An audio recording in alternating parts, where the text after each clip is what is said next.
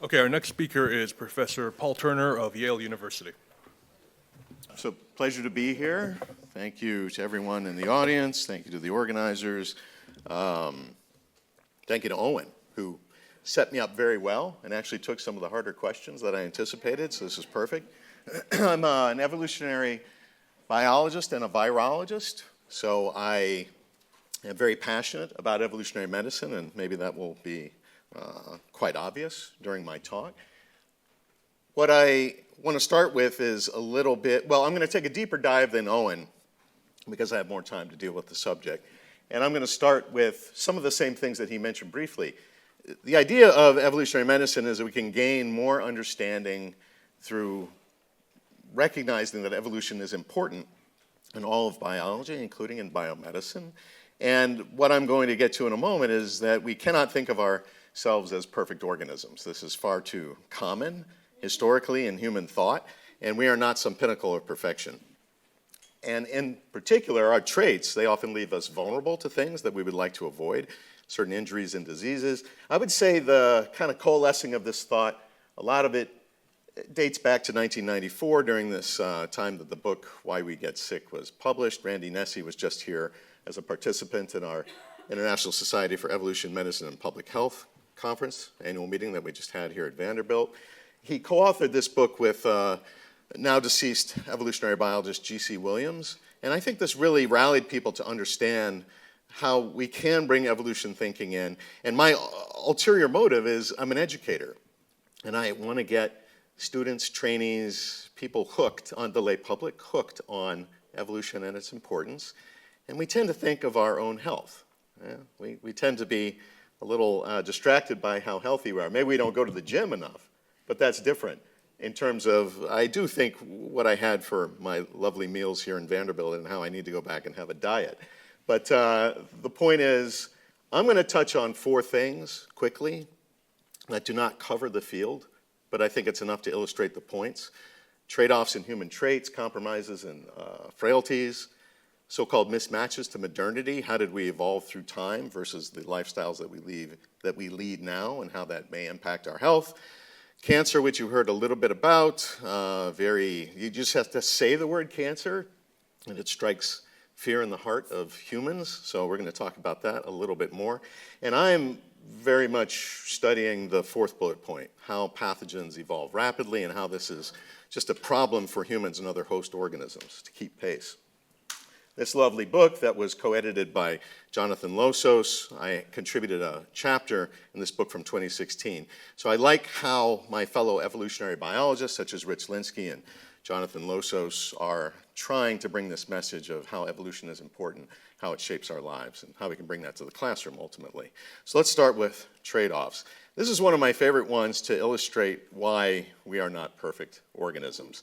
The eye has evolved multiple times, and it turns out that the structure of it, so both of these are camera eyes. And on the left, the octopus eye, you'll note that the optic nerve there on the far left, and the relationship of those to the other cells in the eye, it's very different than our eye, because our optic nerve goes through those cells, and the way that this operates mechanistically is that you have a blind spot. If you've ever done this exercise, you sort of move your thumb in front of your eyes. I mean, you're basically all looking at me, and you're not seeing me entirely because your brain is taking the time to interpolate and fill in the gaps. So your binocular vision helps you with this, but this is different and arguable that an octopus sees better than you do. It definitely sees better in low light. You can argue that your camera eye is working functionally just fine with your brain helping it along, but this is a quirk of evolution, that evolution gathers together through selection what it can to solve problems, and the problem could have been solved better had it been intelligently designed, I guess is the punchline. So autoimmune diseases are certainly no joke. Like the innate and the adaptive immune system is vitally important. When I get to the portion of the talk discussing how pathogens evolve quickly, this is sort of how you deal with that problem to keep pace with pathogen issues that you face. But the issue is that it can turn on you very easily. And a lot of these recognizable problems, MS, problems of the gastrointestinal tract, etc., these are autoimmune diseases where your immune system is not functioning as best as it could. Why? Because it's a complex system that can break down. So I'll spend a little bit more time on bipedalism, which we heard about yesterday in a wonderful talk. Here on the right is an overly complicated phylogeny showing relatedness among many hominids. Reminder that we at the bottom lower right are the only ones left. But along the way, phylogeneticists like to look at, in this phylogenetic tree, what makes sort of steps along the relatedness unique in terms of new traits evolving. So some time ago, adaptations for walking bipedally evolved in these organisms. So we spend a lot of our time, all of our time, as much as we can, on our 2 feet, unless we're sitting like you are listening to me. Structurally, we are very different than our near relatives, the other great apes, but this has got definite downsides. It places a lot of stress on your neck and your back. You can see this in healthcare visits. These data are pretty old, but I would assume that you get similar data now, that in the US alone, you have a lot of people visiting the doctor and complaining about neck and back pain. And I know gorillas don't go to their local physician and complain, but presumably the structure of their bodies does not create this automatic problem. And it's got other side consequences. We try to use drugs and other ways to help people be more comfortable when they are ill, but if you consider opioid consumption and addiction, this is something that will ruin your life. And if you have access to it, and these are prescribed, you might just get hooked on it. So if you look at the consumption of these drugs, when they're available in places like the US and Canada, the rates go to be very high, but along with that come the consequences of drug addiction and things that can ruin your life. So not only do you have injuries to neck and back, slowing people down, you lose work, or even worse, but you also have a problem of drug accessibility and overusing it. So that was a quick dive into why we're not perfect organisms. Now let's look at how we handle our environments, how we handle resources, and I'll give a quick example of how we live now is certainly different than how we lived back in the day. So this is a bit of a funny timeline, but it's looking at changes in human access to food, and you'll note that along the x-axis, this has a sort of a different breakpoint. So hundreds of years, thousands of years, and then millions of years. But during these different time periods, as hominids evolved and led to the current day, back in the day when we were hunter-gatherer lifestyles, primarily we're finding food, we use what resources we can, and then this agrarian revolution occurred, but interestingly, it led to a drop in food security because this didn't become adopted by all societies at the same time. And some of them struggled with obtaining food until the Industrial Revolution, more modern agricultural practices came about, and we're better at distributing food around the world. That's a good thing, but we also are good at opening local McDonald's franchises and all over the world and getting access to kind of cheaply produced high sugar food. That's not necessarily good for us. So this has automatically caused obesity to go on the rise around the world.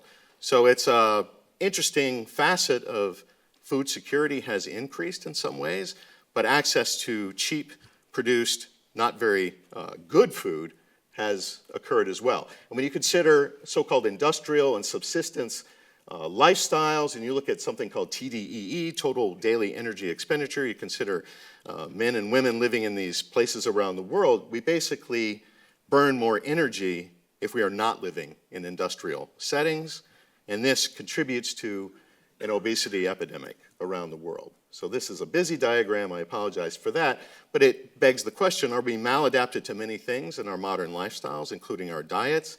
And you'll see with the color-coded images here, it's really epidemic proportions in places like the United States and other Western countries, but many other places in the world are unfortunately catching up to us in terms of the spread of obesity. So cancer, let's go back to what Owen introduced briefly and consider cancer as an evolutionary process. I would say as a good poster child for the physician colleagues that I have, understanding at least that we should be concerned about this and then looking through the lens of evolution should help. So we have a wonderful developmental program that people like Sean Carroll can explain much more elegantly than me. But when we look at even the color-coded similarities between the fruit fly and humans and the way that our bodies are organized and how we develop, there's obvious similarities because we have common ancestry. So alongside the agreement between your cells, that they are following this DNA program to create an adult organism, this of course requires a lot of cell divisions for it to occur. And each day, I don't know the exact number, but perhaps 300 billion of your cells, or 1% of them in your body, are replaced through cell division. And anytime you replicate DNA alongside cell division, you can get mistakes, and we call those mutations. And the problem is that these mistakes can happen in certain genes that we now call them oncogenes only because they are the vulnerable ones that you mess up this process, and it can likely lead to cancer. So this is how tumors form, and the real concern when metastasis occurs is that you've got cancer evolving, moving to other parts of the body, and making this more of a distributed systems problem. So when you look at it in another view like this, as we heard from Owen, you can have healthy tissue, some exterior perturbation like smoking or some environmental perturbation, so a lifestyle choice of yours perhaps, or just a tendency to be a genetic, a genotype that has a vulnerability to certain cancers. So what we do is we try and hammer it. And we try and hammer it with something that is a therapy, and then you can get resistance to the therapy, and as Owen reminded us, this can lead to more aggressive cancer. So it is quite compelling to think about how you could manage cancer, and certainly the difficult problem of trying to explain to a cancer patient that, no, we're not really going to eliminate your cancer, we're going to have it managed so you can live with it, which is a difficult message, I presume, to give to a patient. Turns out we know a lot about cancer from other organisms that many of us love. I'm a dog owner, so I love my dog. I think my dog misses the fact that I'm away on an extended trip. But you look around these pure breeds, and I've seen it in my own home. You know, my Labrador retrievers that we tend to own, they get old and they tend to die from cancer of a specific type that basset hounds and bulldogs are not experiencing. That's because we've done a lot to alter traits in wolves and turn them into dog breeds, and along the way we learn how those genetic changes that lead to certain features are also associated with vulnerability to certain cancers. So I'll end by spending a little more time on something that I actually know something about, and that is the rapid evolution of pathogens. So I am fascinated with viruses, to begin with. And we have lots of evidence from human remains long ago, hieroglyphics from Egypt. Poliovirus is an important problem. You can get poliovirus. It goes through your gastrointestinal tract and leaves, and you will never know it. But when it invades your nervous system, it causes developmental problems or even death. And you can find mummified remains of pharaohs, which are accessible, with very characteristic developmental problems because they had poliovirus at an early age, and they ended up with a club foot. You can look at other old scourges of humanity, like smallpox virus, which was eliminated through a global vaccine campaign, which you can see evidence in, say, Pharaoh Ramses V. Very likely had smallpox because in his mummified remains you can see lesions that are quite similar to that more modern day photo closer to the time when smallpox was being eradicated. Jump to the present day. If you get your flu vaccine, I hope you do, if we get any vaccines at all, but flu virus evolution is very characteristically, when you look phylogenetically, ladder-like. And I'm not showing you the details, but I'm going to illustrate a couple points here on the right. This is a case of when a variant of flu that normally circulates in pigs jumped into humans and spread quickly. And when you look at the proteins on the surface of these particles, they were targeted by selection to improve the entry process into our cells, because our cells are different enough from cells of pigs. So these early substitutions are all about using the host more effectively. And then it switched to, is it circulating in humans through time? It's starting to change to deal with our own immune system pressure. So this is a great example of how we, in our immune systems, place selection pressure on pathogens, and they evolve quickly and they overcome those defenses.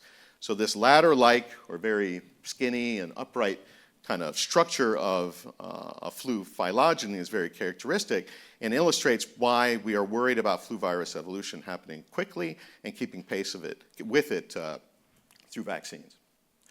So this is a bit of a rogues gallery of things that have plagued humans only recently, and I don't like visualizing how it stacks up to the right. So this is kind of a consequence that many people have talked about in epidemiology, as you are a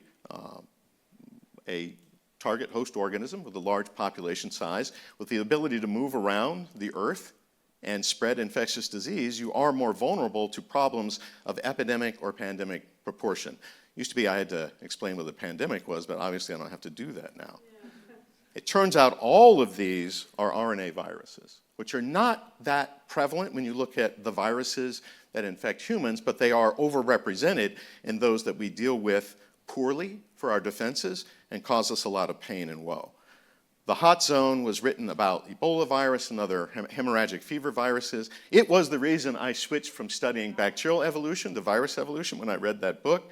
And then more recently, a book that's a little dated, it doesn't talk about the current pandemic, but David Quammen's book, Spillover, it's a great description of how domesticated animals and simply kind of the way that we can go into more pristine environments and encounter wild animals creates lots of opportunities for spillover, or the jump of viruses into humans causing these problems. Here's a problem I didn't think I would see. These data, I think, come from through Monday, past Monday, July 7th. So the cumulative measles cases in this year alone, this is like bad news. And people see this as, well, I'm not getting my vaccine, I don't need to get a vaccine against measles, it's just some rash. Well, what we're going to see is that's not true. Especially in young people, babies, you can get pneumonia, brain damage, deafness, which are lifelong problems that you'll have to deal with, or worse. So as these numbers mount, and unfortunately you see more of it in the news, humans are more proactive than reactive. And we're going to see a scramble, I hope, to address this problem, because right now it's too much like, oh, yeah, measles, who cares if it's on the rise. So ending with bacteria pathogens, and what you heard about from Owen, these steps by which, if you look at a bacterial population, and antibiotics, I'll remind you, have evolved on Earth for a long period of time. We just accidentally discovered them. Alexander Fleming got a Nobel Prize for it. But he basically saw something that was just in microbial populations already, and the way that they either communicate with one another or kind of wage a bit of warfare to kill other species or genotypes through antibiotics that are excreted from cells.